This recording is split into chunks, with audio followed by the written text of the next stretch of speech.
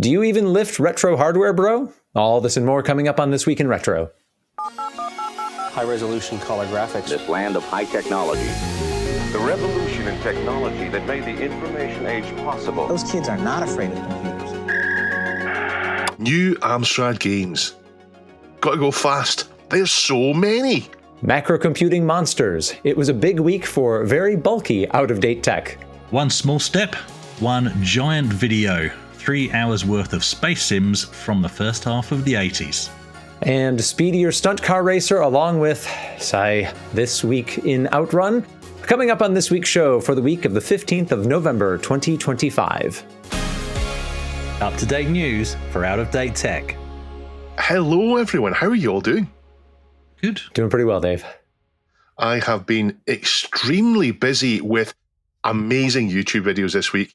We're going to mention some of them. Another one I mentioned, I know we won't mention today, is the one on Ultima 7 retrospective. I thoroughly enjoyed that. And two from Neil from Retro Collective, Steve Ferber, BBC Micro and ARM gave a speech there, gave a lecture there. 2 45-minute videos, absolutely amazing. I haven't had a minute this week. There's been so many things to do. How are you guys? Yeah, I'm good. Chris? I've been running around. As at time of recording, I'm still a custodian of the roaming spectrum, but I've been taking that stupid little thing here, there, and everywhere, trying to get it to see some very Australian things. That's now done. I've cooked a video on the topic, which some people have seen a pre-release of, in fact. But now, very sadly, I have to put it in the post and send it on to the next custodian. And that's actually quite a sad thing. The little thing's got under my skin. It's great. And yeah, on the one hand, I was looking forward to getting a little more time back after we just closed our production of Women Beware Women. But I've gone from being a trite middle-aged man with 2 podcasts to one with 3 podcasts. I'm temporarily running the literary radio show here in Madison, Wisconsin on WORT, which also is available as a podcast. So, and appreciate those of you who have asked in the YouTube comments about Retro Adventurers. We do have episodes in the can. We've just been very busy and haven't edited those and gotten them out. But looking forward to getting back to normal operations there, keeping up normal operations here, and running radio literature for as long as I need to. Yeah, and this show, I think this week will be bursting at the seams. There is so much to cover this week, absolutely packed. We're going to get right into it. In 1984, Amstrad released, I think, the best 8-bit micro, the Amstrad CPC. And I know my co-hosts agree that any other 8-bit micro is irrelevant once you get to 1984 and the release of the CPC. What are you talking about? Okay, that's not the case. So, okay, I love mine, though, and I know producer Duncan loves his. The Amstrad did do very well, though. It was actually pretty well designed, and it sold millions of units across Europe. It got an upgraded 664 version with a built-in disk drive rather than the built-in tape drive, which was quickly replaced by the 6128 with more memory in 1985. So all 3 models of the CPC were released to the home market of the UK between April 1984 and August 1985. That's quick. The CPC was a success, so with the alacrity they approached it with, you'd think the next models would be quicker. Well, no. You might argue that the PCW was another model in the range.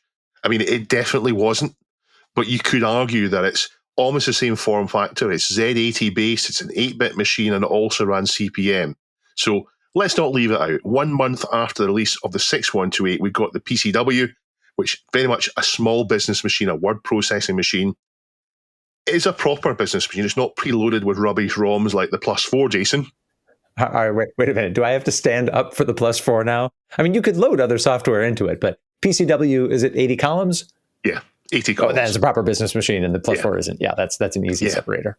It really was quite different to the CPC.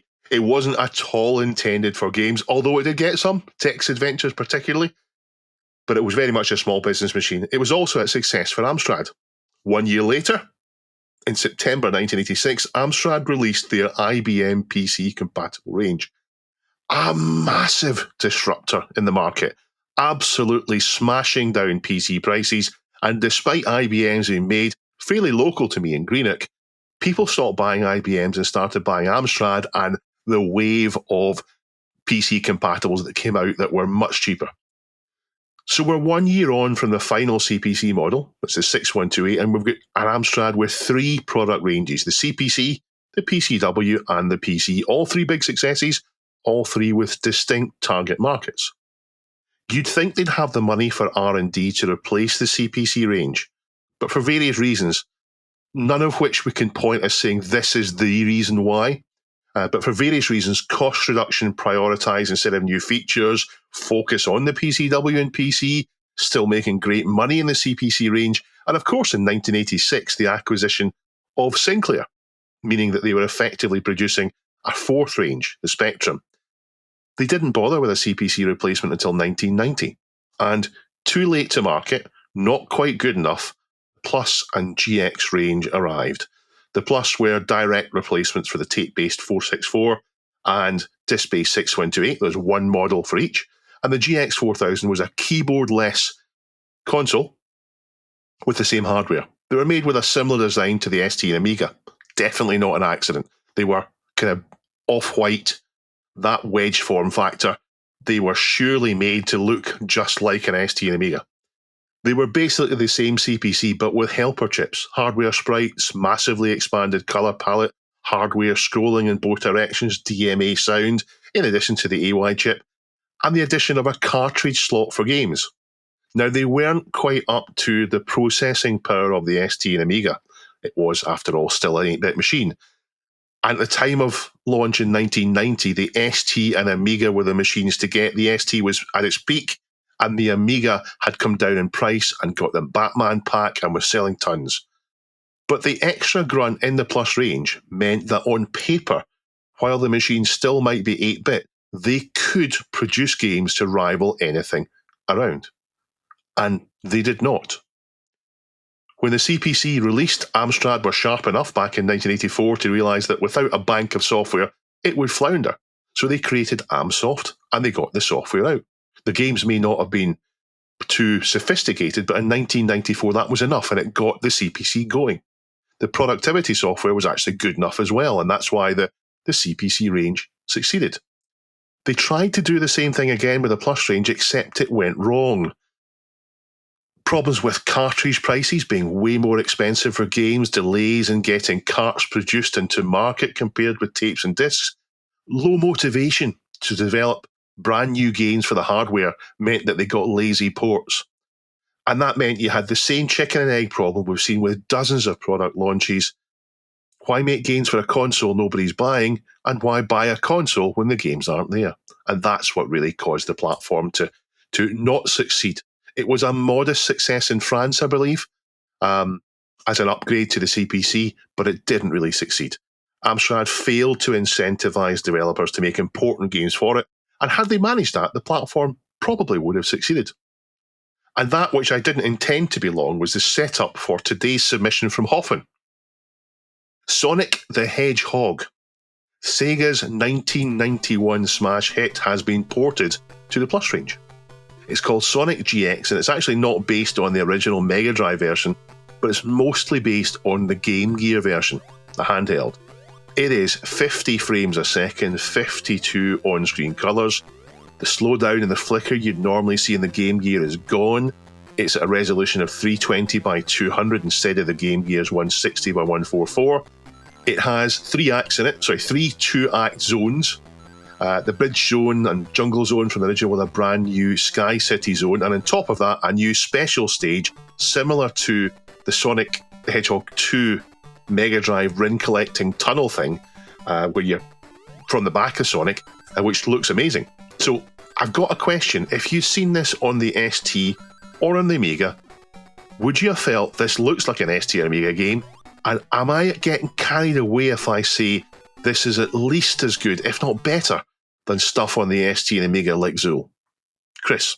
Well, the funny thing is, talking about Zool, I didn't even like Zool. And oddly, I didn't nobody does. I didn't like Zool for trying to be Sonic, because I also didn't really like Sonic, right? Sonic, I just didn't get on with the game. What's the point of being so fast you can't see what's coming? Although, obviously, once you got used to the game, it was fine. I did actually have it on the Game Gear, but I didn't like that either. I played it to death because it was only like one of 3 games I ever had for the Game Gear, and I have fond memories of playing it on my 18th birthday on the kitchen floor with friends Becky and Caroline. Very good times. But yeah, it just, I don't know, shoehorning it onto an Amiga or an ST, I think it would have felt out of place. Yeah. And I probably would have shown it to mates just to prove that my Amiga could do Sonic, just like a Mega Drive. And that would be the only point of it. Yeah. So this is like the same maneuver as the Commodore 64 port of Sonic from a couple of years ago, where it's the Game Gear base. It seems like these devs, though, have done more, adding that bonus stage and completely new maps. Is that what's going on? Yeah. It's interesting how these projects, like once somebody says like, oh, this is possible. So is this the base hardware on the Plus and GX 4000, or is there okay? Yeah. The Commodore version needed a RAM expansion unit, so that makes sense. Yeah, I mean, I watched a video. It looks good. Would I, if you had shown it to me and said this was an unreleased Amiga port or ST port, I probably would have believed that without challenging it too much. So yeah, it looks good. I agree. Zool was, it was our hopium. We were trying to have faith in platform excellence. Super Frog's better. Yeah. Impressive stuff and interesting. I knew very, very little about this range of machines. I knew the GX 4000 was something that existed, but I think I would have failed, a multiple choice, quiz on with one of the options being it's a CPC with other stuff. It also seems like, so Amstrad did what, like we've talked about Commodore's, 64DX or 65 concept, where it was like, well, it'll be this machine, plus some more stuff, and eventually they didn't release. It seems like Amstrad did release theirs to modest success. No, not even modest success. The GX failed bad. Yeah. It crashed badly. It was all discounted. The games that were initially released, Amstrad tried to encourage developers to make games, and the developers said, we'll just port existing Amstrad games with very little changes. It was a bad failure. Yeah. Yeah, it was a tough time to try to push anything that wasn't really better. And I think that's kind of an ongoing lesson of the 80s into the early 90s, is that if you tried to bring something to market that wasn't markedly better than what you were already doing, what was already out there, it wasn't successful. And it took companies a long time to realize that they needed to do more than just iterate. I think you need to have a killer game for it. I think you need to have, this is the game you want to play, and you'll buy this system to play the game on the strength of, well, this game's amazing, I must play it, but I know there'll be other games like this afterwards. And Sonic the Hedgehog was maybe that for the Mega Drive. But there wasn't anything for the GX. It seems like a silly thing to raise, but maybe if it hadn't have been beige, if it had been black, it's a stupid thing to say, right? But the time it came out, beige was such an old color, right? Especially for consoles. Whereas beige, you had the Master System and the Mega Drive in black. They look so much nicer. But Sorry, Jason. No, first gen Sony PlayStation doesn't look like anything. It's just kind of bleh. True. So yeah, you're right. But it also was the PlayStation. I mean, it was. Yeah, it had other compensations, but I mean, to look at it, so if you had something, if you had a very, very, very appealing, unique game on it, I don't think it matters that it's beige. Yeah, I get you. Yeah, so GX 4000 finally being shown up for what it should have been at launch. Absolutely amazing potential. It just never came to it. But that's not all. In a remarkable couple of months, not only have we had Sonic GX, which has actually been in development for years, since 2019. Does that mean it potentially predates that Commodore 64 one? That's a good question. I don't know what the dev cycle was on that. That's interesting. Yeah, could be parallel. I don't know. We've got more Amstrad releases. Amstrad releases aren't that common, so it's remarkable we had all these. First up is Bugs Quest 2. It's a sequel to a 2021 game from YB Soft, which is Yellow Belly. The original was called A Quest for Tapes. It's a platform game based on Amstrad streamer Novabug, where you are his green bug character trying to get into the bug loft, collecting CPT tapes on the way. It was done for charity, and it's a fun little game. This sequel is more platform action, probably a little bit more polished than the first, I guess showing how Yellow Belly has improved, but this time it's Cash for a Cure and has music from Man Shovel. It has a little bit better physics and collision detection. Not that the first was bad, though. And again, it's for charity. It's for Macmillan charity. So they're cancer support. So pay what you want. They're both nice, simple, charming, and fun. Next up is Amstrad Eterno X. It's a game to tie in with the 10th anniversary of the Spanish Amstrad Eterno event. It's a multi-screen platform. This is in mode 0, so it's colourful and chunky, proper CPC style. Music is from Jose Antonio Martin and art from Titan, who I'll mention again soon. And again, this is a charity game for the Spanish Association Against Cancer.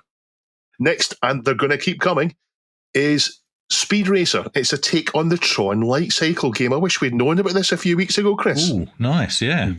Yeah, it's great music, and in this, it's mode 1, so it's less colourful and not as chunky, but it's a higher resolution and more detailed, and it supports up to 4 human players and 4 CPU at the same time for 8 people on the bikes at once. Nice. There's one called Sphelis, which is one I've not spent any time with. It's a fairly simple-looking maze and puzzle game, but it looks to have been done really well. Next up is Dia de los Muertos, which is, of course, the Mexican Day of the Dead. It's a charming single-screen platformer with a tiny little sprite that still manages to have character. Makes me think of Lemmings. And last, and certainly not least, are 2 games that I think are pretty unique, or at least I've not seen something that feels like this before. They are 2 text adventures, again by Titan, who did the graphics for one of the earlier ones. He's Eric Cubizol, a French developer and an artist. The games are Hexa Puchu and The Secret of Anubis. Both are set in modern times, both with a kind of an Indiana Jones, maybe Agatha Christie feel, or Poirot theme to them. It's a different protagonist in both games. It's different person. One is set in Peru and the other is set in Paris and Egypt, and they are graphical adventures. And Titan is perfect for doing this because the visuals on these are really, really impressive. What makes them stand out from other adventures is that they're choose-your-own adventure style, so multiple choice rather than a text parser. And how well does that work? Well, from what people I've seen, they seem to like it. I've not played them yet. I haven't had time. I'm going to, though, because I've only just learned them. I definitely will. The appeal to me is I like the kind of Indiana Jones type settings, the Incan stuff and the Egyptian stuff. I like that. I like adventure games, and I like the idea of not having to fight a parser. So my hope is there'll be kind of a halfway between point-and-click text adventures and type-in text adventures. I'm not sure. They look amazing. What do you think, guys? Anything to add? Nothing super specific, I guess. Shout out to the usual text adventure guys, as CPC and PCW versions are typically released on anything that comes out, like using Punion Form these days. So they might be sitting there, shaking their fists and saying, but we've been releasing new games. So please account for them. What do you think about the potential for choose your own adventure as an alternative text adventure? Does that intrigue you at all? Well, those were interesting looking because those looked like very elaborate game books. There were some actual choose your own adventure and fighting fantasy games in the 80s, but these seem to be a little more elaborate. So I was really intrigued by the style, and yeah, I mean, there's certainly the choice game market is huge on contemporary devices. So seeing something like this that had nice style. Just looking at the screen seemed to offer a variety in gameplay. So yeah, I'm interested to learn more about those. Any thought, Chris? No, the only thing, as you guys were just talking, as you know, it's not my genre, but I do, appreciate the Lone Wolf book series, which I've mentioned before. They're a text adventure book where you flick to the right page to make your next choice, and the fact that I don't think they were ever turned into a computer game series, and it wouldn't be that hard to do because the text is always there. That would be a very interesting project. Anyway, sorry, that's where my mind went wandering when you guys were talking about text adventures. There we have it. Everything is looking Amstrad. And that's not all. The Pico CPC development continues, and it's looking fantastic. The hope is released by the end of the year, as Roderick is trying to nail down some bugs and problems. It is a Pico-based CPC expansion, which if it comes out and you add it onto the back of your PC, will do all you want. Extra memory, hard disk, floppy emulation, ROMs, memory, OS support, just loads. It's going to be amazing. So yeah, get your hedgehog fix in, or if that's not your thing, your platforming, or if that's not your thing, get your adventuring done on the Amstrad. Links in the show notes. We are sponsored this week by PCBWay.com. Thank you very much for sponsoring us this week. PCBWay.com. Who are they, Chris? They are makers of PCBs and CNC machining, and all sorts of other cool things that help us out on our 3D printing, and they'll populate your boards and all kinds of stuff. And also the home of a lot of interesting shared projects where people can submit projects that you can order, you can iterate on, improve yourself. A few highlights this time around. There's a DIY soldering fume extractor station based on a Raspberry Pi Pico. Might be a little over-engineered, but it's interesting. It says a project built entirely from scratch, starting with a repurposed CPU fan and custom driver board to control it. There's also a version 1 of a single-handed keyboard called the Paw. It says the sound of one-hand typing. It looks like it's a 10-key array. So if you remember like the old Nostromo controllers, single-hand controllers, kind of that kind of concept, but in a very DIY packaging and nice and compact. And the Medic Mini, a handheld self-diagnostic tool designed to guide users through basic symptom checks with just a few button presses. I am not a doctor, neither are you, so maybe use the Medic Mini for entertainment purposes or simply as an adjunct to visiting your own health professionals, but that also is a project up there. It looks like that's ESP32 based. A medical tricorder. That would be nice, but maybe not a substitute for speaking with licensed medical professionals. Just put ChatGPT in disclaimer in there. Yeah, ChatGPT in there. As long as you give a disclaimer, you can give medical advice. I'm not a doctor, but here's what you should do. Yeah. Thank you very much for sponsoring us, PCBWay. On with the show. Technology has become both so miniaturized and so standardized that it's easy to forget that in our living memory, devices came in all manner of shapes and sizes, and that hardware for serious people used to be not just large, but extremely unsubtle. There were a few stories about big, noisy, beefy, and otherwise unique devices from the 1980s and well before that were popular on our subreddit this week, which we haven't mentioned yet, is reddit.com/r/thisweekinretro. So I'm going to take the hint and talk about some of these macrocomputing monsters. The first was submitted by Pajako6502 and leads to a Tom's Hardware article about Dave Plummer, who's a noted ex-Microsoft employee. He's behind things that you might know like integrated zip file support and integrated pinball playing. He posted a video to his very popular Dave's Garage YouTube channel documenting his work getting the Digital Equipment Corporation RA82 hard drive up and running on his 1980s vintage DEC PDP 1173 mini computer. So Plummer is one of those guys whose posts show up on my social algorithm feeds. If you like this nerdy content, you're going to like this guy's stuff. So I did have a feeling I'd seen mention of this project before, so I'm happy to give it another peek today. His video documenting the process has the provocative title, SD cards are lame. Watch a 200-pound 14-inch drive from the 80s boot Unix. Mini computer enthusiasm is fascinating to me. It's always been a big feature of Vintage Computer Festival Midwest, like people bringing in serious hardware that has serious power demands. It's fascinating because so much of what's happened in tech over the past 35 years or so has been about taking the kind of power, durability, and reliability that mini computers offered and putting it on the desktop. What was a Sun workstation or an SGI workstation? It was a desktop-shaped computer, or workstation, because if you wanted to sell computers for lots and lots of money, you had to call them workstations, that ran a flavor of the rock-solid Unix operating system, but with specialized application support for whatever your work was.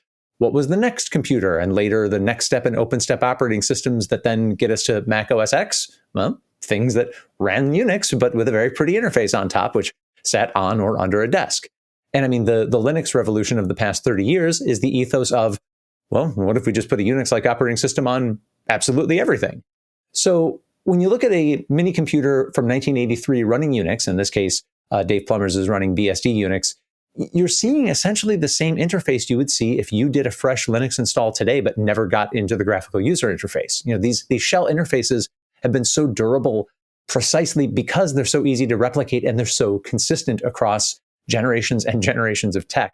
So I first got a taste of being a command line power user back in the Amiga in 1991, because even in the Workbench 1 days, you did get this nice blend of GUI convenience and text shell power. When did you guys first use a computer that had that kind of Unix-y command line power? I never knowingly touched Unix or Linux, but and I never used the CLI on the Amiga because I didn't spend much time in Workbench at all, given I didn't have a hard drive. But once I jumped to PC, obviously that's the closest I can relate. Everything I did was in DOS, even though it had 3.1, Windows 3.1 on the hard drive as well. I was just messing about with games, and so it was all DOS prompt stuff. But I guess it would actually be my first proper IT job in London, and we used Novell NetWare and Novell servers. And setting up a Novell server at the time, it was all command line. There was no GUI, none at all. And yes, on the workstations that were connected to those Novell servers, I became adept at forcing the NetWare drivers into HiMem solely due on the experience that I'd given myself with my struggles at home with getting X-Wing to work with joystick and sound. I'm not even joking. And the funny thing was, I wasn't even a tech for that company. I was a sales rep. For me, in some ways, the BBC Micro, the Amstrad CPC, but in most ways, they're definitely not. They have a command line with file access, disk control, etc. in it, although they're also both basic interpreters. The CPC has that in a ROM, but it also has CPM, so you can put CPM in a disk and run that, which is CPM is the other thing that if you're not Unix back then, you might have been CPM, but it's a very single user. You don't play CPM. Single user environment compared to Unix, which is obviously built from the ground up to be multi-user. I don't think I ever used anything like Unix in a workplace. Obviously, I use it now, but I don't touch it. I see Windows, and Unix is in the distance running all the stuff in the background. So I'm an end user there.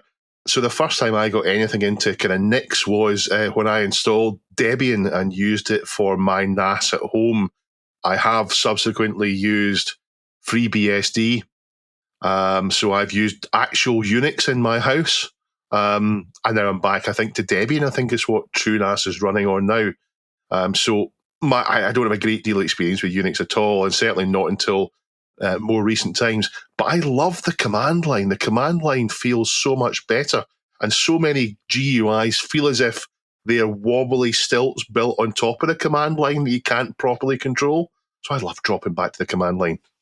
Dave Plummer is very good at this sort of thing. So, spoiler, he does get the Monsters drive up and running, although he needs to buy a special lift in order to get the beast mounted correctly without jostling, because you can't tilt these things around too much. And there are some satisfyingly loud noises when he does get it up and running. Could Plummer have connected modern, silent, low-power flash storage, the kind that he chides, to his PDP? Yeah, sure. But it's easy to see why people who love the feel of a cabinet-sized computer with the old-school detached terminal prefer to stick closer to the original hardware. Not just visually, but in terms of the user experience, it all seems to kind of fit together.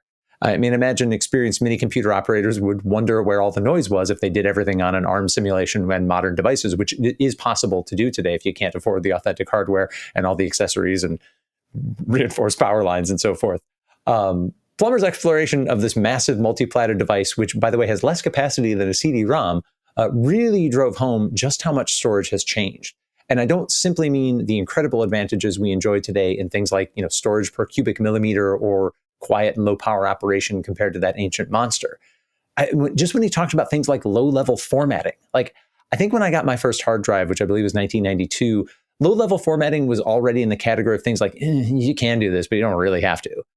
So much of what we take for granted in storage today, or simply never have to think about at all, used to be either manual or like a brittle automated process in the old days, like making sure the drive was spun up correctly, like all those things. Even if you're using a spinning hard drive today in your NAS or whatever, you don't have to think about that. That's all taken care of for you by the controller. And we're talking about a hard drive apparatus that needed a solid minute to spin up and become ready to use, all at a whopping 3,600 RPM. We're talking about rack mount systems with all manner of power and thermal breakers to keep them from destroying themselves, because these things are power hungry and run hot. I like to swing by those mini computer stations when I'm at VCF Midwest. Have you guys ever really sat at one of these serious computers, whether it was in a workplace or a museum setting, mainframe, mini computer, UNIVAC, that sort of thing? I was going to say no, because I grew up in the era where, punch cards, which is why I relate to some of these really old computers, they would be used in schools as bookmarks for reading time, as they were already obsolete. When I was in primary school, it was a cool use of the punch cards. I think great way to recycle them. But actually, I've just remembered I actually worked for a period in a magazine subscription company in the UK through an agency, and it was dumb terminal and mainframe. So that's the closest I can relate, where literally, and this goes back to what you were saying about computers made for one task, the dumb terminals had no power themselves. They were literally a keyboard and a screen, and once turned on, they connected via a telephone line to a building I didn't even know where in the UK the building was. And everything else was on a big room-sized computer, right? So, yeah, that's the closest I can relate. Yeah, that totally counts. Dave? We're kind of still there as well now. I'm just realising that for work, I've got a thin client. And okay, the thin client runs Linux, but it's essentially just a dumb terminal with a keyboard and a screen relaying me the screen from my work's computer all the way there. So it's it's not changed that way, kind of. The first I saw was the mini computer. My dad was a bank manager in his bank branch. If the auto teller, the ATM, the ATM, you call it an ATM in the US, don't you? Yeah. And if the ATM broke at the weekend, my dad would go out and fix it along with other staff. So I would sometimes go with him as a wee guy, and I would go and we'd see the big bundles of cash being put in, and I was told, do not touch anything, stand there, don't move. And there was a big, massive computer in there. So the branch had its own mini computer, and all the ladies, as you would call them, that did the typing for him, they operated the terminals. They input all the transactions and so on these terminals in a room, which were all connected to this mini computer. And I was far too young at the time to know really anything about it, except it was, this magical machine.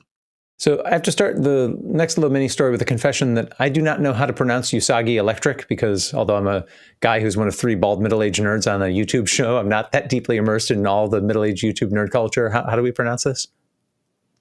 Usagi Electric. Okay, it is Usagi. That's how I would say it. Could have been Usagi, could have been Usagi. I don't know. Anyway, that guy has been providing updates on his Bendix G15 vacuum tube computer. There's a whole handy playlist of a couple of years of videos. He says the machine dates from 1956, which makes it the oldest still functioning digital computer in North America. And unlike Dave Plummer's DEC from 1983, which seems what I would call about the right size for a powerful computer. Modern by comparison. Yeah, well, modern by comparison. But the Bendix G15, it's smaller than you might expect if you hear that this computer's from 1956. If you just go with the old trope that computers were all room size before 1975, because the Bendix with all of its peripherals, it's still just a few cabinets in size and weighs about 1,000 pounds minus the peripherals. But even so, that was smaller than I thought. It's this cool blue green Luggable. that honestly, what's that? Luggable, yes. Luggable with friends and a forklift. It's a cool blue green that honestly could stand to make a comeback. Spinning drum memory and other technologies under the hood that my, being a child of the integrated chip era brain can only barely comprehend. The Bendix control panel looks like a fever dream or like a distorted AI image of what you would think an old computer would look like. It's got analog needle gauges mixed in with rotational switches and, of course, a nice collection of blinking lights. The image of the Bendix seems to have been thrown in by Robert Crowther on our subreddit in a just kind of a just because spirit. But in that spirit, let's talk a little bit about it. It's from this era where runs of computers were measured in, just hundreds of units, and their memory defined in oddly sounding words rather than conventional bytes. In this case, about 2,200 29-bit words. In the most recent video, Usagi documents cleaning and repairing another Bendix G15, and it's a reminder of just how physical computers were before the integrated circuit. There's just so much maintenance involved in the proper operation, not just fixing solder traces, but the fragility of all the vacuum tube packs as well. Yeah, Dave. Of course, that's where bug comes from. Right. The physical bug interrupting a connection. Yep. In this instance, the Bendix is installed at the System Source Museum here in Maryland, and however constrained its capabilities, it's amazing to think there are still places you can go where a 70-year-old computer can take user input. The final piece of my story this week, submitted by Dr. Local, isn't a perfect fit with the DEC and the Bendix, but it is from the olden days of very unique tech. It's a video produced by Polymat in collaboration with LGR, and it's a rebuild of the body of a rare Chaplet Holocan LA30 laptop, a large but technically lap-mountable Intel 286 class portable computer with an LCD screen that emits a blue and white display that has been called hideous by one commenter. The LA30A is notable for having essentially all of the hallmarks of a full-fledged laptop. It's got a battery with up to an hour and a half of life, hard drive, floppy, pretty complete-looking keyboard. That's what was notable about it back in 1989. What's notable now is that these things are made out of a plastic that becomes crazy brittle over time. And when LGR attempted to acquire one a few months ago, he got a pile of plastic shrapnel in the box instead. Polymat does some amazing work to attempt to completely recreate the housing for this very old laptop using a lot of precision instruments and even more know-how. And his half-hour video documenting this process is like an old zoom and enhance crime show convenience trope, except that the stuff that he does actually works, and he really does create a new case with almost nothing to go on but this pile of plastic bits and some photos and stuff. So did you guys take a look at that chunky LA30A? What'd you think? Yeah, it looks like a proper computer. Yeah. And that, in fact, is what it is. Yeah, for real serious people. Yeah, it was a decent enough desktop spec. I mean, it's certainly not screaming fast. It's not 1989's fastest computer. But if that was a desktop, you would happily use it and you wouldn't be saying, what's this old thing? Polymat's video, though, is incredible jaw-dropping stuff. He shot the video beautifully. I watched it on the big telly and it blew me away. And I think it shed a lot of light onto retrobrighting and brittle plastics. He sent off some of the plastic to someone with an electron microscope who looked really close at it and had some actual evidence of, look, this is why they become brittle. You can see fissures in the plastic, and that's why it shatters.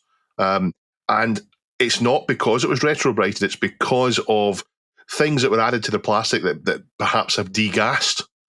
So I hope that moves the science of retrobrighting and preservation forward. So well done, Polymat. Absolutely amazing video. Those kind of luggables, I think, is the correct term for them. They just look so impractical, but I have to admire the efforts at mobile computing from the dawn of time. It's like we've always wanted this, and now here we are in the distant future where we're kind of sick of it. But back then it was like, oh, come on, this can actually do everything we want it to do, and you can take it with you, because that was something to aim for. And it reminds me very much of the sentry gun control units, as seen in the director's cut of Aliens, the best movie ever made, of course. Looks like one of those. Yeah. The brittle plastics, though, I mean, that isn't just a vintage computer problem. Anyone who's done any work on old cars knows that it's a massive problem, brittle plastics, and they don't even have to be that old. I had to swap out the radiator in my 2006 Nissan X-Trail. There was nothing wrong with the radiator assembly itself, but where I undid the clasp at the top to take the top radiator hose off, the plastic just disintegrated because it had become, through the heat cycles, it had become useless and just, disappeared in my hand. So it's an ongoing problem. So, hey, feed us more mini computer and big iron stories in our subreddit. This was a fun break from the usual rotation of arguing about cheap home computers and Outrun news. Housekeeping. It's time now for housekeeping, I guess. Last week, actually, Dave, you'll remember this. We discussed Green Beret, and we were talking about if the Spectrum version was, I'm going to call it flip scrolling. I know we're going to have a discussion about this, but where you were saying on the CPC version, the character gets to a certain point and then the screen kind of quickly catches up, and then you waddle across the screen again and then it catches up again. Yeah? All right. Yeah. So can I call that flip scrolling? Because I don't know what the right term is. Well, today we're going to call it that. We'll discuss what I think push scrolling is. But in the heat of the conversation, I actually thought that, in my mind, it was the same on the Spectrum, but several of the viewers have pointed out that it isn't the same on the Spectrum, and I've double-checked, and they're right. It's what I would call push scrolling. It's not auto-scrolling. Auto-scrolling would be where the level is constantly moving automatically. But what it is you walk along, and when the character gets to a certain point, then it begins to scroll in keeping with the character position on the screen. So you kind of push the scroll along, and that's how it works on the Spectrum. In my defense, the last time I played Green Beret on the Spectrum was 4 years ago, and I know that because I checked back and had a look at one of my very own videos, and I know that's the last time I played it. So I'll put a link to that in the show notes. But yeah, you can clearly see it's being pushed along. I see that's got me confused. What I thought push scrolling was what happens to CPC. You get to near the end of the screen, you move a little bit, and it scrolls there and then. The action stops. It scrolls, doesn't flip onto a new screen. It scrolls, and then you move on. And to me, that's push scrolling. But I'm not sure it is now because there's constant scrolling. There's scrolling when you move a certain way. There's flick scrolling. So I don't know what it's called. So, and I would call that screen scrolling.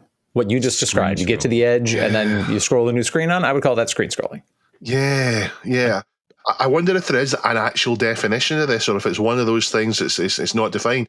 If someone has in shoot 'em up construction kit, which is vertical scrolling, not horizontal, but same thing.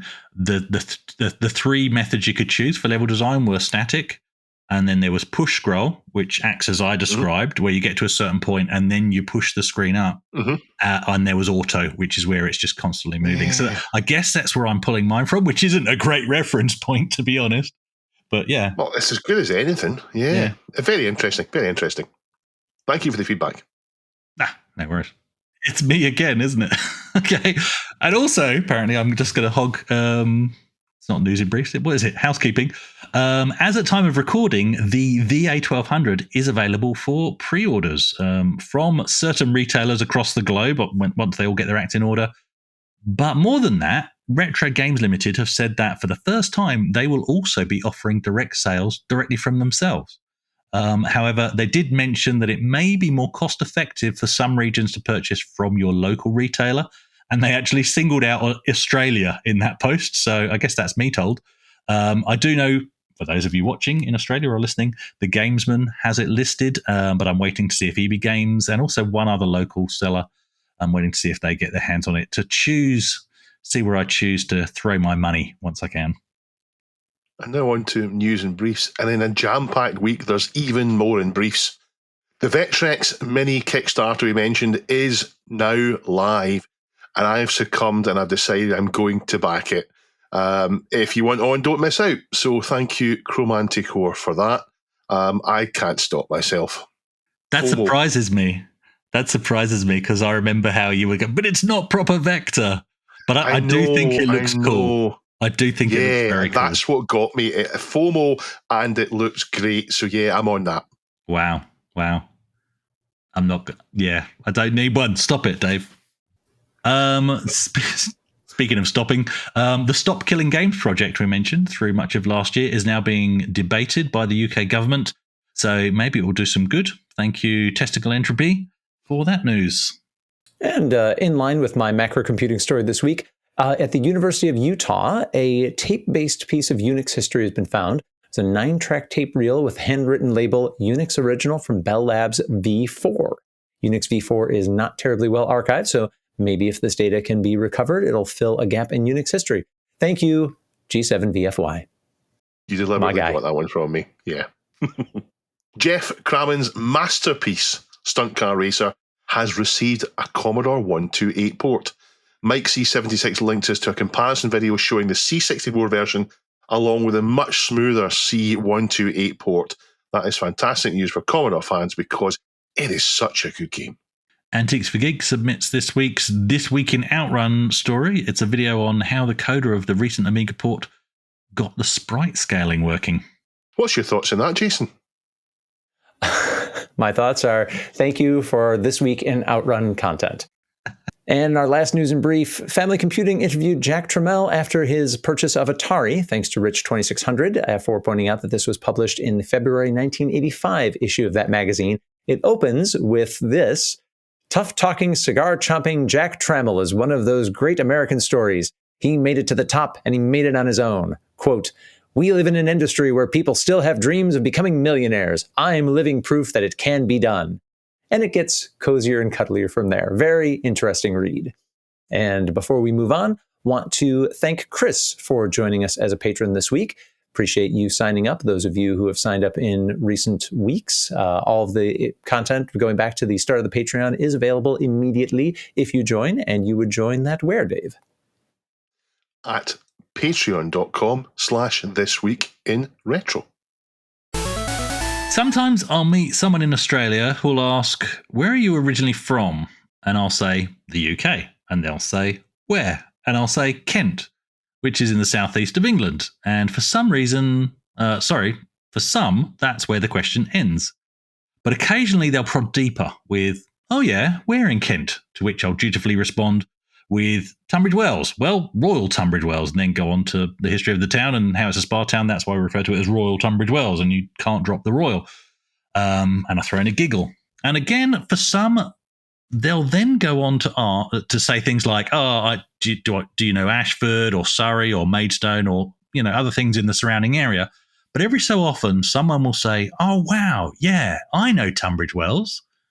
And it's a very special feeling. Someone knows my little spot in the universe from where I herald and from which I will always have a fondness. Why am I telling you this? Well, because I get that same warm, fuzzy feeling when someone else mentions a game that I feel is so obscure not many people know about it. And that happened again this week in a 3-hour-long video by YouTuber Space Cadet Rewind, shared with us by Goodpunk2 in the subreddit. The video is called The Forgotten History of Pre-1990 Space Sims. But really, I think this may be a part 1 because his cutoff was actually around 1985 for this one. So while this includes Elite and several ports of that, it also predates it. And the warm and fuzzies for me were when, in fact, the game Cosmic Conflict for the Magnavox Odyssey 2, which I've mentioned before on the show, that gets a mention in his video. He didn't actually like it very much, but he does a good job of giving it the benefit of the doubt due to the technical constraints of the period and, dare I say, the system. But while, yes, it's a 3-hour-long video, it is well chaptered, so you can jump around or you can just consume it in your own time, or maybe listen to it in the background while you try to dock your Cobra Mark II at lathe. He lists games and these are, for the most part, first-person space shooters from the late 70s and early 80s. So you've got Atari's arcade game Starship 1 from 1977, Starship, which is the Atari 2600 home port of Starship 1, and then, yes, Cosmic Conflict on the Odyssey 2, which is a rip-off of Atari Starship, which I didn't realize. I did suspect most games on the Odyssey 2 are rip-offs of something. Other games mentioned early on include Starfire, Starforce, Quasar Commander, and Galactic Space War, which are all just more Starship 1 clones and rip-offs with slight variations to make them passable. Almost all of them, by the way, seem to feature ships that look exactly like a TIE fighter, but without any Star Wars license, as he points out in a Ultima. Ultima's got comedic way. Here it is, got a TIE fighter. Ultima has TIE fighters in it, yeah. Well, there you go. Fantastic. They're everywhere. They're everywhere. Sorry, that's a Halo reference. And then he mentioned Star Raiders from 1980 for the Atari 400 and 800, and later the 2600 and the 5200. This is still pre-Elite, okay, but this is where things start to get interesting in the genre, with various ship systems that can get damaged in combat, and it even features a galactic map to travel around.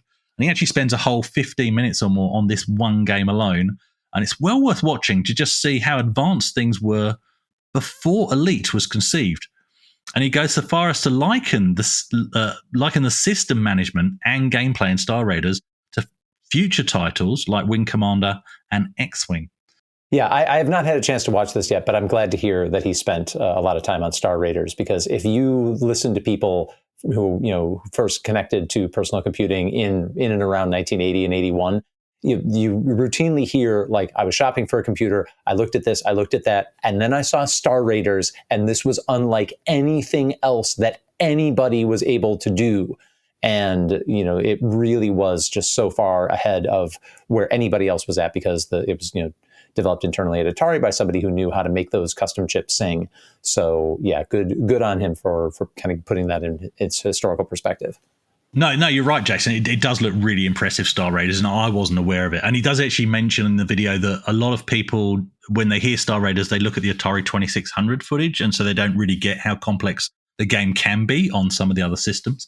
I won't go into full details, as I'd like you to go to the source, as we always say, but he also mentions games like Project Nebula, Space Raiders, Space Spartans, Star Master, Star Voyager, Phase Patrol, and the one you've all been waiting for, Elite, and its many, many ports, as well as quite a few other games. Lots of the games on the list, yes, they're basically just clones of each other or cheeky copies or reports to a new system. But what I found interesting was how many games prior to Elite were featured, and that some indeed, they did actually have features like galactic maps that you could navigate around before battling your way through each zone, managing your resources and systems to survive and progress, and stuff that I just assumed had come much later in the piece, or that I'd always believed Elite was the first one to do them. Not on the same level as Elite, no, but the concept was definitely getting there for sure. It's also amusing how many of the early games, like Cosmic Conflict, kind of broke the rule by basically, they weren't true 3D space. You get a sprite on the screen, and yes, stars were flying at you. But once the enemy sprite left the screen, it would just randomly appear somewhere else, or a completely new enemy would randomly spawn into the screen. And I'll confess, even 8-year-old me noticed that back in the day. And I actually used it as a tactical advantage because if there was a ship that was moving a bit too fast at an awkward angle in Cosmic Conflict, I would just move the opposite direction so that it would fly off screen, and hopefully the next enemy would be easier to shoot down. But so, once what he refers to as object permanency became a thing, it really added immersion and legitimacy to the 3D space in this genre. So, guys, what did you think of this 3-hour-long space odyssey, or at least the list of games featured, some of the ones I've just mentioned just now? And can you think of other niche space sims that you'd like to see featured as he progresses this series to the late 80s and beyond? Jason? Yeah. As I admitted, I will find time to watch this some other time. You mentioned that he points out the advantages of the Atari 8-bit computer version of Star Raiders, but the 2600 version really was no slouch. Like, it had surprisingly sophisticated space combat. And what was cool about the 2600 at the time was that each of the major labels had a standout, space shooter. Atari had, Star Raiders, Activision had Star Master, Imagic had Star Voyager, and each was really good in its own way. Did he cover mainframe Star Trek at all? Oh, he might. In all honesty, I've skipped through certain parts. I didn't see it get mentioned, but it may be in there. Because, that's where the galactic map comes from. Like, it's from early 70s, the 8x8 grid, traveling around with the Enterprise. And that's what these space shooters were. They were the galactic map concept, if they had room for it, from mainframe Star Trek, plus we've all seen Star Wars and the amazing, sitting in the gunnery chair view of shooting after TIE fighters, and you get that in Starship One. And like you said, from there, it's just kind of off to the races. Let's just marry these things together and keep iterating on it. And yeah, there's a good case that Captain Kirk is, if not the first, then one of the very first named protagonists in a computer game. There's a case to be made for Hammurabi as well, depending on whether you consider that the title of the game or the name of the player. But certainly one of the first. But yeah, like if Star Trek is not in there, then it's definitely missing out. But I'd be interested to see more about that. Star Wars in the arcade's the first one for me. And even although it's not actually any real kind of space simulator, it's really an on-rail shooter.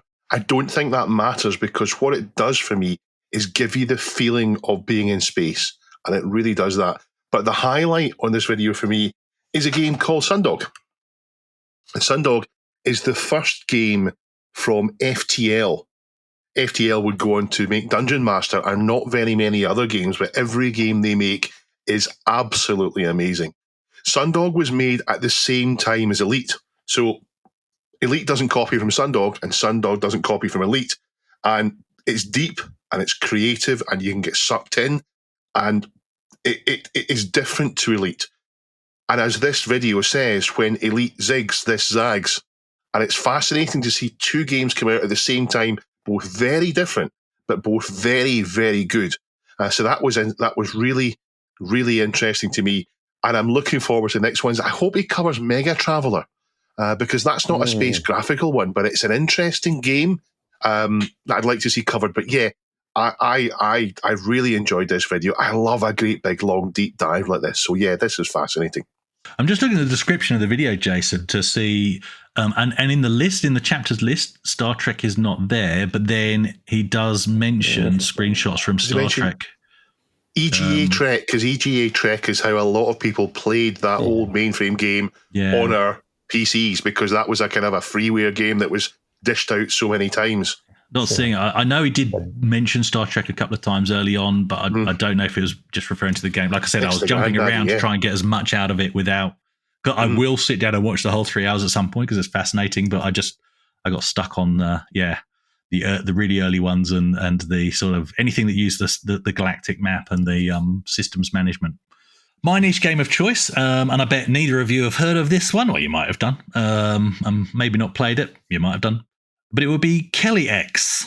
Does that ring any bells? Yeah, I have in my hand a boxed copy of what's known as Kelly X. As do I. That's Xenon. Dave's holding up Xenon. The working title for Xenon was Kelly X. Was it really? I was not aware of that because there is an totally actual game. Unrelated to other games. So, do I have a boxed copy of Kelly X? Well, I guess. Do I have Lorraine on my desk? What's this then, Chris? Oh, yeah, he does have a box copy of Kelly X as well. I assume yours is the ST version? It's a fake. Is it a fake? I faked it up when I saw your notes this morning.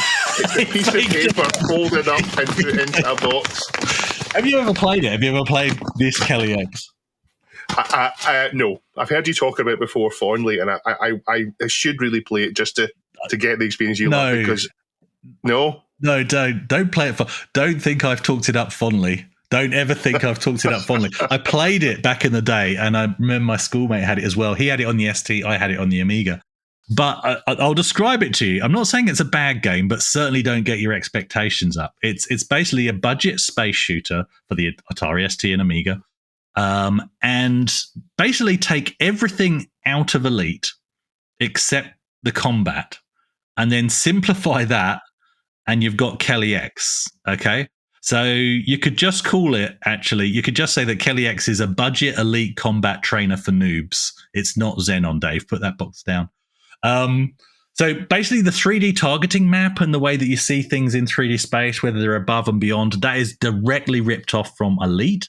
The controls are the same in that you rotate, you can't yaw, you can only rotate and pitch. And basically the way the game goes is just you clear the wave, so you shoot everything that comes at you, which from memory I think is still only one ship at a time even. It's not even one ship and then another one will spawn in.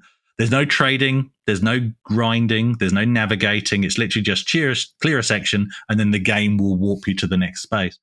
So there you go, a doco about space sims that's longer than 2001 and 2010 combined, and yet there's still so much to explore. And I hope he does. Well, time now for the community question of the week. Normally it says that Chris is supposed to do this, but he's been shy about all the things that he said this week. So question last week was, what do you do or what would you like to do that's creative with your retro tech? And I've taken the liberty of taking us out of contest mode. Oh, good. Well, shall I go with the top answer? You shall. Top answer is from Weeping Scorpion. And he says, I'm an amateur organist, even play in the local church, but I really wish I had more productive skills and knew how to compose. If I did, I'd be sure to include these old systems in my compositions. Imagine, say, a Speccy, a C64, an ST, and an Amiga singing in unison, or a cappella, or maybe a Vic, Sid, Ted composition would be cool too. There's a challenge for you, Hoffman. Pajako6502 says, I haven't really been creative with my retro tech outside of fixing and building things and the occasional 3D print model for something fun that is retro tech related. I used to love spending hours in ProTracker and DPaint 4 when I was younger, and there wasn't so many other things to do in C. But what I really wanted to do is one single whole retro game for a retro system, not for money, not for fame, just to say, I have done this thing. And then there's a link in the question answer here to some of his mods as well. So check that out and see if you like Pajako's work. The Largo Embargo says, when you were talking about Modtober, I was thinking I could use the A1200 when I get one next year to recreate some of my band's songs in Octamed. Would be cool to do a whole album in chiptune version. I used to play with Octamed back in the day. Back then, I didn't know I had ADHD, and the idea of creating an entire song seemed like climbing Everest. I also created some band logos on my original A1200 in the late 90s, which some of my bandmates got tattooed. So, yes, there are people out there walking around with tattoos created in deluxe paint. That's fantastic. And he says, by the way, Chris, you're not alone. I've played the drums for over 25 years, and I don't consider myself a musician either. Yeah, but at least you can play the drums, mate. It's not easy. It really isn't easy. There's loads of good answers there. Thank you for some of your submissions. And this week, we want you to talk about Chrissy's story, want to ask. And the way that video happened to work, it worked quite neatly. Elite is such a huge game for the space genre. It kind of, anything that came out after Elite can't ignoringly, so it has to be influenced by it. So we want to know, what is your favourite pre-Elite space game and why? Where would people go to answer that question, Chris? I reckon they'd go to reddit.com/r/thisweekinretro. Well, thank you for joining us this week. Thank you, Duncan, for editing what is probably a show that went over the limit, but we hope it's worth it. We'll see you next week. No Limits Retro. It wasn't 3 hours long. All right, I'm Chris waving. is waving. Chris is waving. I'm waving. Bye. Bye-bye, twirlers. Bye, everybody.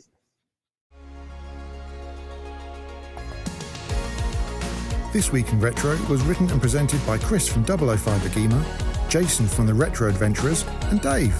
It was edited by me, Duncan Styles. The podcast version of the show is available through your favourite podcast app, including Apple Podcast and Spotify. And the video version is available on the This Week in Retro YouTube channel.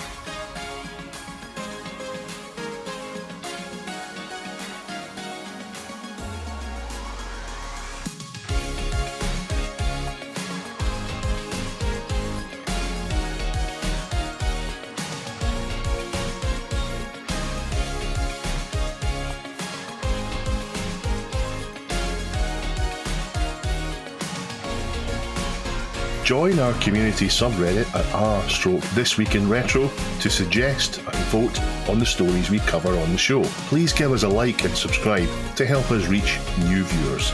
If you enjoy our show and would like to support it, then please check out the link to our Patreon page in the show notes or description. Thank you for listening, and we'll see you next time for more up-to-date news for out-of-date tech.